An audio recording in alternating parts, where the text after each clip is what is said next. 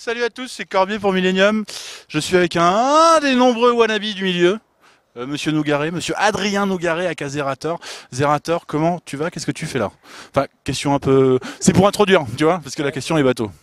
Bah écoute, ça va, un peu fatigué. Je suis parti de Montpellier à 6 heures du mat pour assister aux Worlds ici, à Paris évidemment, la capitale suprême de l'e-sport.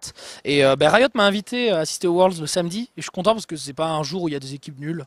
Du coup ça va, c'est cool. Et donc je suis venu, et voilà, on est venu constater l'e-sport en dur. L'e-sport en dur. TSM Origin, est-ce que t'as vu? J'ai vu effectivement, c'est cool pour Origen. Moi je suis content, je suis vraiment pour Cloud9 et Origen dans cette phase de Worlds parce que je trouve que c'est un peu voilà, ceux qui sont sortis, pas de nulle part, mais en tout cas ceux qu'on attendait un peu moins, même si Origen avait une équipe forte. Non, attends, je commence à faire des analyses de LoL, je change de question parce que ça va Non, pas. non, vas-y, justement, Non mais ça va pas. qu'est-ce que t'as pensé de la physionomie du match? Non, mais moi c'est pas les matchs, mais juste Cloud9. J'avais vu le reportage qui a été diffusé dans les cinémas, tu sais, All Work, All Play. Je sais pas si tu l'as vu. C'est un truc qui a été diffusé dans les cinémas en partenariat avec Gaumont, je sais pas quoi. Et en gros, ça racontait l'histoire de Cloud9 qui avait failli être éliminé, qui avait fait 3 BO5 pour ressortir de la saison, qui finalement se qualifie au Worlds. Là, ils sont à 3-0 au jour où on parle actuellement. Et enfin, c'est trop beau quoi. En gros, moi j'ai été pris d'un coup d'émoi total pour Lemon Nation et son équipe, alors qu'en fait, s'il y avait eu un autre reportage sur une autre équipe, j'aurais sûrement été pris en émoi pour une autre, mais bon. Et Origen, bah ouais, moi je respecte vachement les mecs comme Oslot et XPK qui étaient dans des équipes vachement successful, qui se sont barrés, qui ont tout lâché et qui maintenant. Des modèles pour toi, des modèles pour toi. Non, pas. Enfin, des modèles, oui et non, parce qu'on vient pas du même milieu, mais on fait un peu la même chose dans le sens où on a été lancé par des structures, maintenant on fait notre truc dans notre coin et ça marche, donc c'est cool en fait. Bon, Oslot, maintenant il est vraiment passé au stade de manager, il a complètement arrêté de jouer. XPK, je crois que c'est sa dernière saison de LoL, d'après ce qu'il avait dit. Et enfin, on va voir suivant les résultats, j'imagine. Et je trouve ça trop cool. Je suis trop content pour eux, c'est des petits jeunes et ils forment leur structure, ça marche, c'est trop bien, je trouve. Pendant le match, Noah a eu cette superbe analyse expliquant que la moindre erreur pouvait être fatale au Origin, normalement, en tout cas, et il a dit que ça se jouait au quart de clic. Qu'est-ce que c'est pour toi un quart de clic? Moi, j'adore parce que honnêtement, Chips Noix, ils se font pas mal cracher dessus sur les commentaires et tout, en mode ouais, ils analysent pas, machin. Mais en fait, je pense qu'ils s'en foutent. Je pense qu'ici, ils sont là pour faire le show. Il y a le bruit, il y a le public. Et là, ils sont pas en mode analyse en fait. Et les gens comprennent pas. Et c'est trop drôle parce que du coup, bon, des fois, c'est vrai qu'ils disent des trucs un petit peu sortis de derrière les fagots, etc. Mais ça me fait penser à quand les Willis disent bec et ongle, quand ils shoot casse des games et que les gens sont là, quoi, bec et quoi, ils comprennent pas. Et voilà, ça me fait un peu penser à ça. Les gens sont là pour le show et les commentateurs aussi. Et les gens l'oublient un peu. Alors que c'est vrai que quand ils sont plus dans leur plateau à eux, et je pense qu'on le verra pour les phases finales et tout, bah là, ça analyse plus. Donc voilà. D'autant plus qu'ils ont des cautions techniques avec Nono, etc. Au niveau de la stratégie, ils Ah peuvent. ouais. Non, ce n'était pas un troll. Ce Non, n'était non, mais pas moi, un c'est ce qui me troll. fait rire, parce que tu me sors en mode, oui, bon. Voilà, donc tu me coupes, je sais plus quoi dire. Bon, on parlait de ton indépendance. Ouais, Désormais, tu es un indépendant. Tu es un one man stream. one man tout court. Voilà, one man tout court. Alors, comment ça se passe? Bah écoute, ça se passe, c'est beaucoup de travail. Même si les gens, bon, attention, un travail veut pas dire labeur, hein, c'est du travail agréable, mais c'est du travail. Et c'est un travail de tous les jours, de toutes les heures. Dès qu'on est connecté à un Skype ou même à Internet, on bosse quoi. C'est pas toujours facile, mais c'est très agréable. Les gens sont très réceptifs et je pense que ça devient une sorte de marque de fabrique que les gens aiment bien. Il y a la professionnalisation de l'e-sport avec les commentaries, les shootcasts, les émissions plateau. Et de l'autre côté, un petit peu les indés qui poussent. On fait un modèle un peu à l'américaine, entre guillemets, avec ces Twitchers qui montent, Lyric, Summit, etc. Là, Domingo et moi, on essaye un petit peu de se serrer les coudes tous les deux pour se faire monter un peu ensemble. Et voilà, là, on va créer notre team Twitch dans pas longtemps. Bon, c'est pas grand chose, mais c'est comme Lyric à la Hammer Squad. Nous, on va avoir aussi une équipe. D'ailleurs, on n'a toujours pas trouvé un nom. Mais on va y arriver. Et quand on aura un nom, on fera une équipe Twitch. Tes jeux du moment, c'est quoi?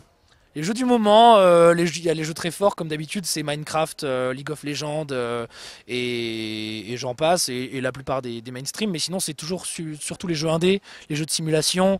Là il y a eu Heroes of Might and Magic d'Ubisoft, voilà, ça passe par ça, mais en fait je fais surtout des nouveaux jeux, en gros je fais 3-4 nouveaux jeux par semaine en indé, plus Minecraft, League of Legends, on va dire. Voilà. Donc j'ai posé la question à Tude parce que je l'ai croisé à Prague la semaine dernière, Oui. pardon, sur tu sais le drama, Webedia, la concentration, Squeezie, Cyprien, l'e-sport, qu'est-ce que ça donne, etc. Comment tu te situes toi par rapport à ça? Je sais que tu as peut-être un avis plus tranché, moins diplomatique que celui de Tude, mais Non. qu'est-ce que tu veux dire? Non, non, moi je suis très diplomate sur ton interview. Et bah, qu'est-ce que j'en pense? Bah, c'est bien d'avoir des gros acteurs, c'est moins bien d'avoir du monopole. Donc en gros, j'attends qu'un autre grand groupe se lance dans l'e-sport en parallèle à Webedia. Aujourd'hui, Webedia, bon après ça a fait changer beaucoup de choses, je pense. C'est en train en tout cas de faire changer beaucoup de choses. Nous on espère juste en tant qu'indépendant et extérieur à la scène, on espère juste qu'ils vont pas tout vampiriser. Ils le font de plus en plus. Là il y a eu Mixicom, bon il y a eu Millennium, jeuxvideo.com, IGN, ça commence à faire un sacré groupe quoi. Je sais pas trop comment me situer par rapport à ça. Beaucoup de gens nous en parlent, mais nous on est en externe, on entend ce qu'on voit en fait. Du coup, on imagine que c'est pas forcément tout ce qu'il y a. Moi, après, je connais beaucoup de gens du milieu, donc j'en parle. Et en fait, j'ai le meilleur comme le pire en écho. Donc, c'est très difficile d'analyser ça. J'en pense pas grand chose. J'en pense pas grand chose. J'en pense juste il faudrait un autre acteur. C'est très dommage qu'il y ait du monopole. Et nous, on essaye. On boycotte pas Webedia, mais disons que quand il y a quelque chose où on peut faire quelque chose en parallèle, on essaye de le faire pour montrer aux gens qu'il n'y a pas que ça. Et voilà, pour montrer aux gens qu'il y a aussi des viewers qui sont intéressés par autre chose. C'est ce qu'on essaye de faire. Donc concrètement, ça donne quoi? Qu'est-ce qui donne quoi? Et tu m'as parlé de ton truc à Toulouse, là, je crois. Ah ouais, qu'est-ce qu'on fait? Bah écoute, moi, il y a mes amis Lyon eSport qui m'ont dit on cherche un host pour faire une viewing party à Toulouse. Est-ce que tu veux hoster les LCS, enfin les WCS de LoL? J'ai dit bah ok, go, donc on va aller sur scène, on va dire et voilà, les équipes, machin. C'est shootcasté d'ailleurs par Skyheart, Amso et Sean, je crois, de mémoire. Et ça va être un bel event. Bon, c'est pas retransmis en web TV, donc c'est un zénith de. Là, il y a 3000 places vendues, je crois. On va être comme ça, en vase clos, avec 3000 personnes. C'est une première pour moi. D'habitude, c'est toujours retransmis. Et là, ça va être juste un spectacle, entre guillemets. Donc, ça va être pas mal. Bon, après, moi, je suis host. Je fais pas grand chose. Je vais parler entre les games. Mais c'est quelque chose que j'aime faire et que, il me semble, j'ai su faire par le passé, en tout cas. Donc, ça va être bien. Je trouve qu'il y a peu de renouvellement au niveau du casting, etc., au niveau même des youtubeurs. Comment t'expliques ça? Est-ce que tu partages cette analyse et comment t'expliques ça, toi? Disons que c'est marrant parce que moi, quand j'ai commencé à faire du streaming, je ne faisais que du shootcast de compétition avec StarCraft 2. J'en ai fait pendant 1 an et demi, 2 ans. Bon, je te parle d'un temps que les moins de 20 ans voilà, ne peuvent pas vraiment connaître. Hein, mais en gros. Du temps au moment valait quelque chose sur un jeu. Donc, voilà. Et voilà, et donc c'est très très vieux. Là, on se rend compte à quel point c'était il y a longtemps, effectivement. Hein, voilà, effectivement, Manu. Donc, mais je pense qu'à cette période-là, les gens venaient voir les streamers parce qu'ils aimaient le streamer. Maintenant, ils viennent voir la compétition. Et ça, c'est ce qui a changé en fait dans le média de masse. Et voilà. Et aujourd'hui, beaucoup de gens regardent le stream de gaming alors qu'ils n'ont pas forcément d'affinité avec Chipsenois, même parfois ils aiment pas trop. Mais comme c'est sur place, comme ils veulent soutenir le fait qu'il faut faire gonfler le chiffre français, ils regardent. Et c'est pareil aussi pour Millennium. Tu vois, il y a des gens qui ils sont en mode bon bah je suis toujours sur Millennium, je regarde les Worlds sur Millennium, même si je regarde, je sais pas moi, je préfère Ledge qui fait du civilisation, mais vu qu'il commente League of Legends, bah du coup je vais regarder League of Legends. Donc voilà, il y a des gens qui se mettent à regarder la compétition en dehors du streamer. Et c'est marrant parce que Chips et Noix sont montés avec l'inverse. Ils sont montés avec regardez notre petit nouveau jeu là où on se tape dessus avec des héros à 5, c'est rigolo. Et maintenant, les gens sont en mode putain, il y a les Worlds, il faut absolument que je regarde. Et c'est comme ça d'ailleurs que Chips et Noix ont réussi à scinder leur duo et à mettre maintenant des Nono, des Shones, des Domingo. Et c'est bien en fait. Du coup, bah.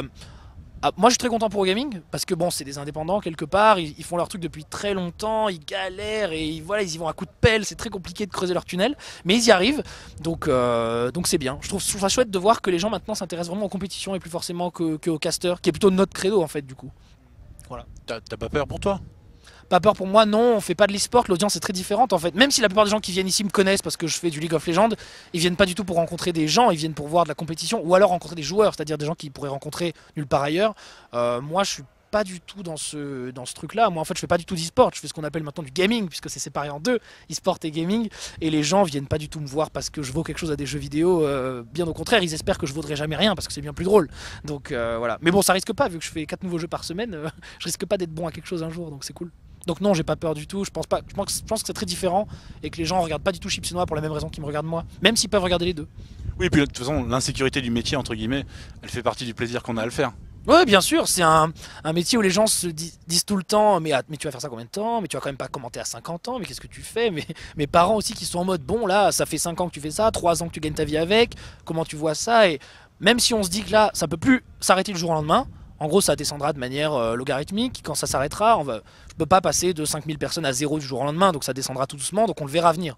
Et ça par contre c'est un truc qui a changé par rapport à avant, c'est qu'avant quand tu quittais une structure, tu savais pas si en te lançant en indé ça pouvait marcher. Quand j'ai lancé la ZTV et tout, ça avait commencé à descendre. Finalement, il y a eu Eclipsia, etc.